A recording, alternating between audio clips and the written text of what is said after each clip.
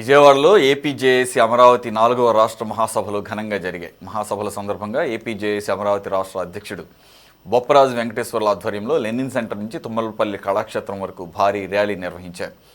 అనంతరం తుమ్మలపల్లి కళాక్షేత్రంలో జరిగిన మహాసభలో నూతన కార్యవర్గం ప్రమాణ స్వీకారం చేసింది. మరోసారి రాష్ట్ర అధ్యక్షులుగా బొప్పరాజు వెంకటేశ్వర్లు ఏకగ్రీవంగా ఎన్నికయ్యారు. ఈ సభకు ముఖ్య అతిథిగా మంత్రి సత్యకుమార్ యాదవ్ హాజరయ్యారు.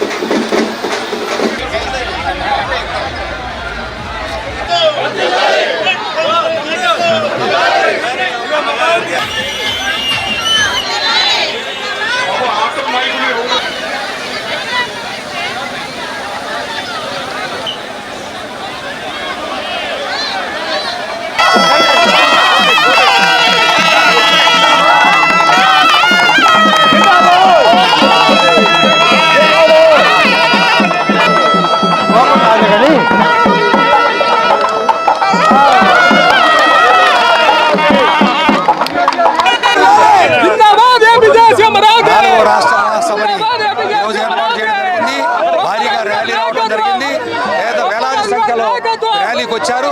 మహాసభ కూడా ఇప్పుడు ప్రారంభించబోతున్నాం.